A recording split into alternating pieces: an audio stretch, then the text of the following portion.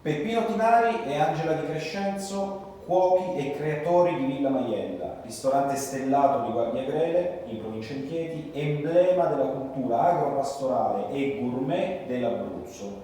Una lunga storia, da fiaschetteria a ciò che oggi, un ristorante con stella Michelin. Ci racconti, Peppino, com'è andata l'evoluzione di questo posto?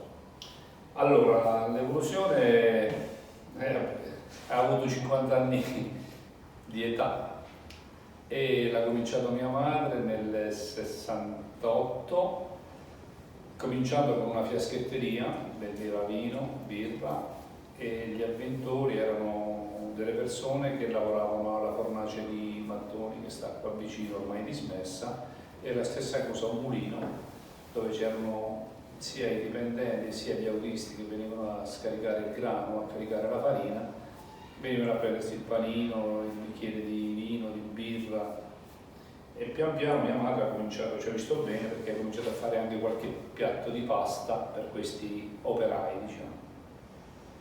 Da lì piano piano si è andati avanti e si sentiva il fine settimana il bisogno di servire qualcosa agli avventori del paese, quindi alle piccole famiglie.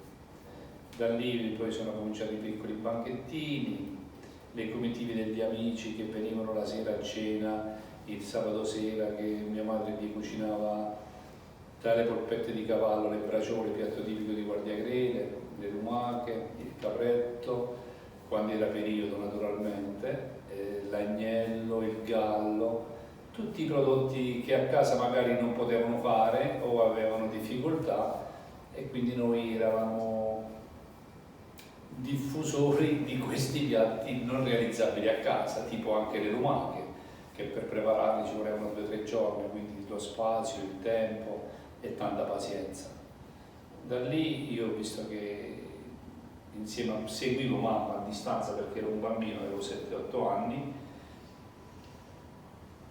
Mia madre aveva il bisogno di sapere sempre di più, ma non i piatti della tradizione che bene o male si sapeva, ma quando capitava un cliente che gli chiedeva mi prepari i cannelloni per domenica o qualcosa di diverso, mia madre vedevo che chiedeva alle persone del luogo, alle signore, e soprattutto a una signora che ora non c'è più, che era di vicino Pescara, che lei aveva un'altra cultura, e lei già cominciava a fondere i suoi saperi con i saperi dell'altra signora per realizzare al meglio queste portate.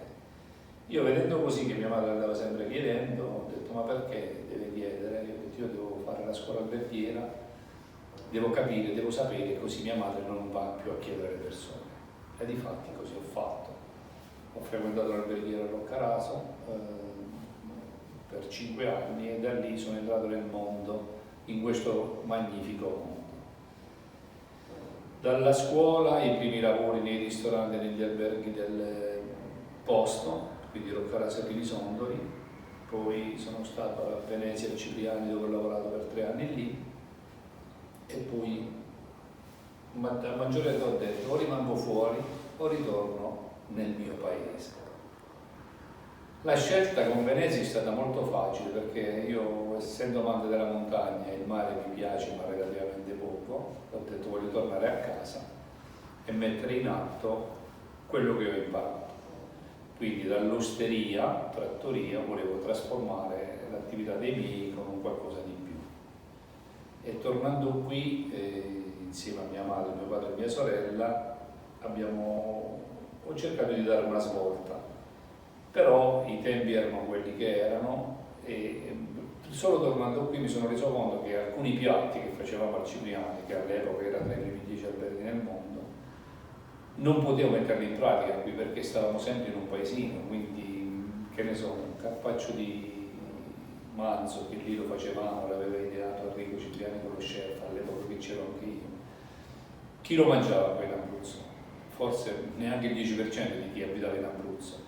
E quindi, rendendomi conto di questo, mi sono buttato sulla tradizione, rivisitandole già da allora, ma non rivisitandole perché chissà che volevo fare, aggiustare le tecniche di cottura, i metodi di lavorazione, quindi creando un'organizzazione un po' migliore. E così piano piano questa trattoria l'abbiamo cominciato a trasformare in un piccolo ristorantino. Dopodiché i cambiamenti importanti sono venuti quando ho conosciuto mia moglie, lei nativa del paese mio, però viveva in Svizzera, e inizialmente ho ritrovato una persona con delle tradizioni ancora più attaccate a quelle nostre, perché lei, andando via da bambina in Svizzera, stando lì con la famiglia, mantenevano tantissimo anche loro le tradizioni del nostro paese. Ci siamo ritrovati qui, ci siamo fidanzati, io già avevo visto la mia vita, quello che volevo fare, e l'ho condivisa con lei, e così ci siamo sposati e abbiamo portato avanti questo progetto fino ad oggi, facendo tanti sacrifici, ci siamo impegnati tantissimo con la vita professionale, abbiamo dedicato la maggior parte del tempo, oltre alla vita professionale, alla vita familiare, quindi sono cresciuti 2 ragazzi, grazie a Dio, non finora non ci possiamo lamentare, e ci ritroviamo qui. Angela, per molti la tradizione a tavola nella sua forma più alta e autentica si rintraccia proprio in Villa Maiella. Perché? Sicuramente mi collego a quello che ha detto Peppino. È vero, io sono arrivata qua nell'84, cioè sposandomi, ed è vero che chi viveva sul luogo aveva a quell'epoca un po' perso quello che era i valori della terra. Io il primo ricordo che ho, e la cosa che mi colpì proprio appena sono arrivata, era i profumi. La Svizzera è un bellissimo paese, io ci sono cresciuta, sono solo nata a Guardia Grill, non mi ricordo assolutamente niente. E mi ricordo l'odore della terra dopo la pioggia, è un qualcosa che ho un ricordo indelebile nella mia mente, che io non avevo mai sentito, perché la terra era quasi tutto artificiale, proprio questo odore della terra, l'odore della camomilla che sprigionava nelle erbe, cioè. E mi ricordo che dissi a Peppino, noi abbiamo dei prodotti incredibili, l'olio d'oliva, che per me, mi ricordo che mamma, quando venivamo, perché i primi anni non è, la Svizzera adesso è vicino, ma a quell'epoca, negli anni 60, era lontano. Quindi io mi ricordo i 5 litri d'olio d'oliva che riportavamo, era prezioso, come la farina di Gran Turco, dunque classico piatto tradizionale, verdure di campo e pizza di Gran Turco, pizza e foglie, ma noi lo facciamo ai giorni di festa. Persino la pasta di semola, il classico rigatoni al ragù, per noi era un piatto importante, perché la pasta, questo ricordo che noi dovevamo ordinare un po' tutta la comunità italiana, dei rappresentanti in Italia, la pasta ci arrivava una volta all'anno.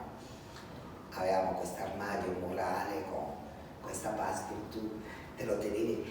Quando sono arrivata qui ho visto quasi un abbandono, perché negli anni 80 non dimentichiamo che c'era la via della Nouvelle Cuisine, molta panna, molto burro, cioè era una cucina che si stava trasformando, e mi è dispiaciuto. Non è che non apprezzavo la Nouvelle Cuisine, veniva da una zona dove, tieni presente, a quell'epoca il miglior ristorante che adesso stava in Svizzera, stava vicino, io ci avevo mangiato, quindi io mi sento anche privilegiata perché avevo comunque avvicinato una grande cucina. Però dissi a mio marito, se dobbiamo usare delle panne, delle cose, giustamente non potevo usare la panna vegetale, che per me era un ricordo. Io la prima volta che ho visto la panna che faceva splash mi ha proprio rabbrividito. Dunque abbiamo fatto una scelta di riportare le tradizioni, ma anche nella modernità di usare materie prime di qualità. Anche nei burri, anche nelle panne. Io mi ricordo, per trovare la panna da crema di latte abbiamo avuto difficoltà all'epoca perché non c'era. Dunque ci ha portato a fare un percorso. Sicuramente io credo molto, e forse sono molto più attaccata a questo territorio di chi forse c'è nato, ma credo che sia normale, perché io ho questi ricordi veramente. E in più comunque il fattore di essere stata fuori mi ha anche aperto la mente alla novità. C'è questo gioco, un equilibrio Io ho sempre detto, la cucina tradizionale non è sempre una grande cucina, perché i nostri nonni facevano anche con quello che avevano. Io un obiettivo, un sogno che ho sarebbe di portare l'Abruzzo, perché io credo che l'Abruzzo ha ancora delle grosse possibilità a livello agricolo, cioè avere dei prodotti, cioè l'Abruzzo è un territorio che potrebbe permettere di tutto come coltivazione, perché abbiamo il mare, abbiamo la collina, cominciare a diversificare tutto quello che è i prodotti della nostra terra. Cioè, per me l'Abruzzo non è solo patate, carote, cioè l'Abruzzo ha tante possibilità. Io ci credo molto e spero che continui su questa strada, che abbiamo preso la buona strada. Peppino, poi è arrivato il cambio generazionale con Arcangelo e Pascal, di cui parlavi poco fa.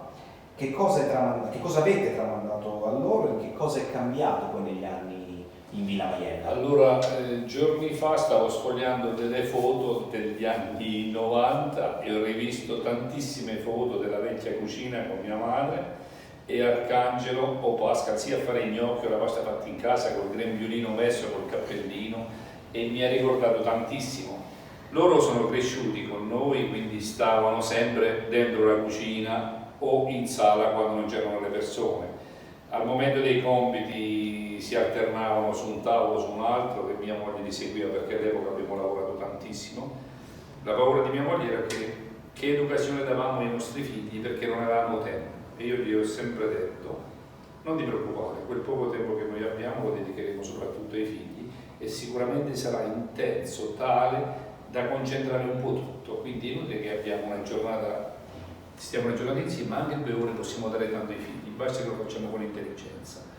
Loro, oltre che sono cresciuti dentro il nostro ambiente, hanno frequentato Arcangelo l'Università di Tecnologie Alimentari e Pascal ha fatto tutt'altro e si sono inseriti nel mondo del lavoro nell'età dell'adolescenza, poi si sono formati all'estero. Arcangelo è stato 3 anni da Michel Brown, 3 stelle dei Pirenei, e Pascal ha lavorato da Antonio e Nadia Santini per 1 anno e mezzo e poi è andato all'Auberge de Lille in Alsacia per un altro anno e mezzo. Sono tornati, ci siamo ricompattati e abbiamo cominciato a lavorare insieme. Pian piano gli stiamo cedendo man mano il loro carico che dovranno sopportare e portare avanti, ma lo fanno con tanto interesse e amore. E l'unica vera cosa che io personalmente sono contento è che hanno una forma mentis entrambi uguale, cioè si sono formati in locali dove si lavora veramente bene e quindi anche loro qui riescono a comunicare benissimo, uno che è responsabile di cucina e l'altro che è responsabile di sala e cantina. Angela, un cambio generazionale quindi c'è stato, evidentemente, ma tu che sei conosciuta come maestra preziosa delle antiche tradizioni abruzzesi come la pasta alla chitarra per esempio, continuano a rimanere queste tecniche tradizionali o no? Sì, assolutamente, anzi la cosa che forse mi ha fatto molto piacere da parte, io giustamente parlo per Arcangelo perché lui sta in cucina e dove ci confrontiamo più o meno insieme, lui è partito già con gran rispetto della nostra terra. La scelta che ha fatto di andare a lavorare in Francia, cioè lui aveva lavorato già come in cucina, cioè lui stava in cucina dove lui conosceva i nostri prodotti e io credo che questa è stata la sua forza, perché non è stato influenzato dalle ricette, è stato influenzato dal modo che la Francia ha nell'approcciarsi della cucina, che è un po' diversa dalla nostra. Però lui ha saputo, e questa è una cosa che io ammiro molto, lui ha saputo prendere le cose positive e trasportarle qua da noi, senza snaturare quello che è il nostro territorio, senza snaturare questo che è la nostra terra. E credo che questa è la forza di mio figlio e in più devo aggiungere che l'arrivo dei ragazzi a me personalmente mi ha dato quella forza che poi col tempo un po' si va a spegnere. Lo stimolo di confrontarci, di discutere e io stesso di arrivare a un punto dove da sola non ci sarei arrivata, mai. Cioè la loro modernità nel vedere il piatto, anche un piatto di tradizione, già nella presentazione. Io mi ricordo nei primi tempi Arcangelo diceva: mamma, fai i piatti anni 80, cioè tutto centrato, tutto rotondo. E sono cose che ho messo tempo anch'io per capire il loro punto di vista di come vedere un piatto, però adesso gli devo dire grazie, ma non glielo dico mai di fronte, non devono saperlo. Ricordi qual è stata la prima ricetta che hai insegnato e tramandato ad Arcangelo? Guarda, devo essere sincera, Arcangelo quando è stato in Francia ha avuto col tempo una grande forza che un ristorante francese 3 stelle ha inserito una pasta. E Arcangelo mi chiamava al telefono, dice: mamma, come si fa? Io, a differenza di Arcangelo, io ero un'istintiva. E di come la farina, vedi, tocca, senti, perché questo era il mio modo di approcciare la cucina. Noi non avevamo un ricettario, cioè noi era tutto istintivo, lo sentivi. Dici: mamma, perché mi dici sempre così? Più o meno dimmi. Guarda, io non lo so i pesi, io ancora adesso ho difficoltà a dire 200 grammi, 2 pugni, pizzico, cioè, però lui là comunque mi chiese, però fece questa lasagnetta che poi abbiamo proposto qua. Una lasagna? Sì, una lasagnetta, quello che facciamo con cinghiale, l'aveva già proposto là. I gnocchi, mi chiese come fare il ragù, cioè lui ha imparato per trasmettere là, perché là gli mancava quando facevano delle volte feste col personale, dovevano fare tante volte, anche perché la moglie del figlio del titolare era di origine italiana, dunque facevano delle feste italiane, dunque chiedeva, già là ci siamo confrontati. Poi qua, devo dire la verità, ultimamente fino a ieri stavamo ragionando di un ragù che facevamo. Dice: mamma, che dici? Su questo adesso, se prima avevamo quasi un ostacolo, adesso l'abbiamo superato, nel senso che ci relazioniamo molto bene. Quindi insomma, possiamo dirlo, Arcangelo ha portato in un 3 stelle Michelin Sì. di Michel Braghi in Francia, uno dei cibi rituali della tradizione abruzzese. Sì. Vanto. E anche lo vedo io. E anche le nostre ballotte show sono stati un'altra. Però quando sono venuti qua, no. In cambio però loro ci hanno dato il loro collana al cioccolato e ci hanno detto: lo dovete fare voi poi in Abruzzo. Sì. E ci sta ancora una grandissima amicizia e penso che continuerà nel tempo perché sono bravissimi. Quindi c'è stato uno scambio culturale oltre che come dire, di sapore, di piatti, no? Sì, molto.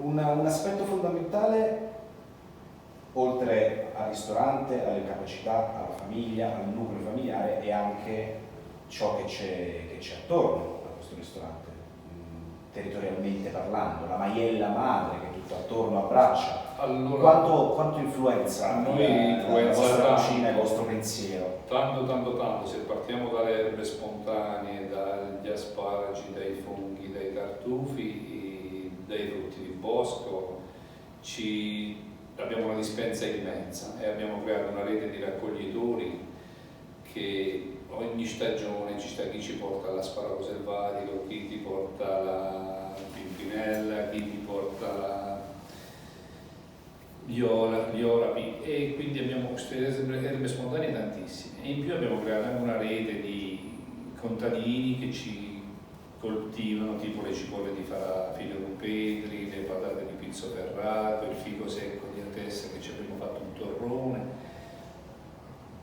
Quindi ci sta questa comunità, chi ci prepara, chi ci fa i formaggi, che lavora per noi e pian piano si allargano anche ad altri locali, quindi questa è una cosa bellissima. Aspetta, posso fare un aneddoto? Posso dire una cosa, vorrei dire che comunque la posizione di Villa Maiella a Guardiagrele ci ha molto influenzato, cioè nel senso, avere sto panorama ti fa lavorare meglio, perché io mi ricordo ci avevano proposto di spostarci, andare a pescare, no, perché qua vedi il nostro lavoro è stressante, però qua siamo nel mondo, cioè io credo che le posizioni sì, sicuro. Cioè a Roma non avremmo fatto quello che abbiamo fatto qua, neanche a Pescara, è proprio la posizione, è questo che vedi che ti aiuta. Nel menù compaiono gli stagionati della fattoria, che sono ben più di un antipasto, forse una delle espressioni che più caratterizzano il vostro lavoro. Di che cosa parliamo e da dove arrivano? Allora, il discorso è lungo, però da sempre abbiamo sentito l'esigenza di avere della carne buona e soprattutto il maiale ci mancava, perché sapendo quello che ci si può fare dai salumi, i stagionati, fare dei salumi con della carne allevata in un modo convenzionale un po' non ci piaceva. Allora insieme a un veterinario di Caramanico abbiamo cominciato ad allevare il maiale nero, che questo aveva riportato in auge questa razza. Abbiamo sentito l'esigenza di comprare parecchi ettari di terra, abbiamo creato un allevamento allo stato semi-bravo e alleviamo i maiali sia per i salumi, che hanno 18 mesi di età quando vengono preparati a gennaio e a febbraio durante la luna calante, e in più gli altri maialini da 30, 25, 35 kg li adoperiamo come carne fresca al ristorante. E questi insaccati ci danno tantissima soddisfazione, perché in un anno ne facciamo circa una ventina di maiali, tanta roba, tanto lavoro, però ci dà tantissime soddisfazioni, perché da lì cominciamo dal lardo, dal guanciale, la pancetta, il capocollo, la coppa di testa, la salsiccia secca, il salame steccato, la ventricina, la salsiccia di fegato, e quindi abbiamo questo piatto di stagionati che sono unici, sono buonissimi, e per noi è un orgoglio, perché è un grandissimo sacrificio, e sapere da quando nasce un piccolo maialino, da quando ha 0 minuti di età che lo vedi nascere, e dopo 18 mesi fai dei salumi e hai della roba splendida. Quindi ci sta un immenso lavoro, tanta sapienza, però anche tanta soddisfazione quando il commensale lo assaggia.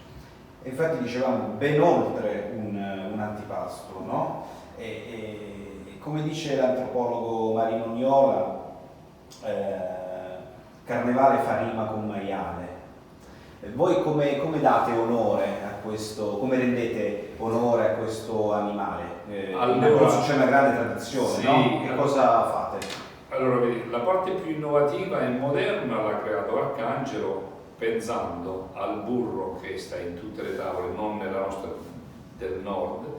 Lui ha rifatto un burro, tra virgolette, fatto con lardo di maiale, quindi qualcosa di spalmabile sul tavolo, aromatizzato a un certo modo, e quindi questa è, diciamo, la parte moderna di questo maiale. Per noi invece la parte antica tradizionale è avere ancora dei clienti che ci frequentano spesso, che si ricordano delle tradizioni e si ritrovano al ristorante magari a mangiare un ciff e ciaff, oppure dei gnocchi fatti con un ragù di maiale o delle costine di maiale fatte in qualsiasi modo. Quindi spaziamo a 360 gradi con le ricette e ci divertiamo e diamo dei piaceri a gente che vuole ricordarsi di mangiare di una volta. Dunque, il rituale dell'uccisione del maiale durante il periodo del carnevale continua ad essere molto presente nelle regioni italiane, soprattutto in Abruzzo. Le famiglie hanno una pratica che hanno sempre svolto, sin da bambini, no? si assisteva a questo rituale. Quali sono i tuoi ricordi? I miei ricordi da sempre, mi ricordo che quando tornavo dalla scuola alberghiera il papà mi diceva allora appena torni uccidiamo il maiale. Mi ricordo che lo facevamo io e lui da soli, giusto perché lui mi voleva trasmettere quello che sapeva lui. Dopodiché ci stava un suo cugino che era macellaio in Urcino, veniva anche questo signore che a me mi imparava i tagli della carne. L'unica cosa che ricordo benissimo è che c'era anche mia madre vicino e questo cugino gli piaceva bene. Sai, quando si uccide il maiale era una festa grandissima, tra il mangiare, cucinare la carne sulle brace così. E mia madre non voleva che questo suo cugino beveva, perché al momento che cominciava a bere si perdeva il filo del lavoro, e gli diceva: senti, facciamo una cosa, impara a Peppino, fagli vedere subito come si fa, e dopodiché ci fermiamo a tavola e mangiamo quello che puoi e bevi quello che vuoi. Quindi mi ricordo queste feste grandiosi, familiari. E poi la cosa che ho trasmesso ai ragazzi, perché entrambi mi hanno chiesto: papà, ma tu l'hai sempre fatto, lo sai fare? E noi no. Allora un giorno siamo partiti, siamo andati in fattoria, abbiamo preso 2 capi piccoli per le loro misure e io dicevo, e loro hanno fatto tutto, sia dall'uccisione all'evisceramento e al sezionamento. E mi sentivo di trasmettere questa cosa perché è importantissimo. Ed oggi invece, come ho detto prima, con i mezzi si fa tutto al mattatoio, si fa tutto a regola.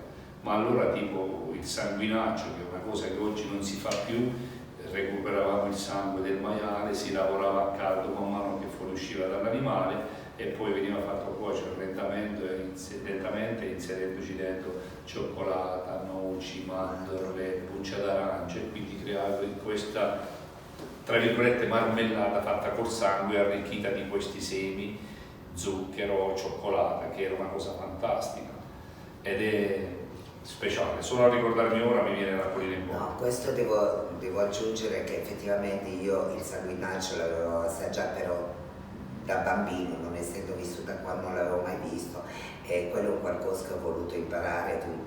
Ho chiesto a suo tempo, 15 di anni fa, una signora che sta qua, quando abbiamo fatto il nostro maiale per la famiglia, ho chiesto di insegnarmelo e l'ho fatto vedere ai ragazzi perché secondo me le tradizioni non vanno dimenticate e io credo che non si può andare avanti, vedere nel futuro se non sai esattamente quel che è successo nel passato. Ci ho sempre creduto e continuo a credere a questo.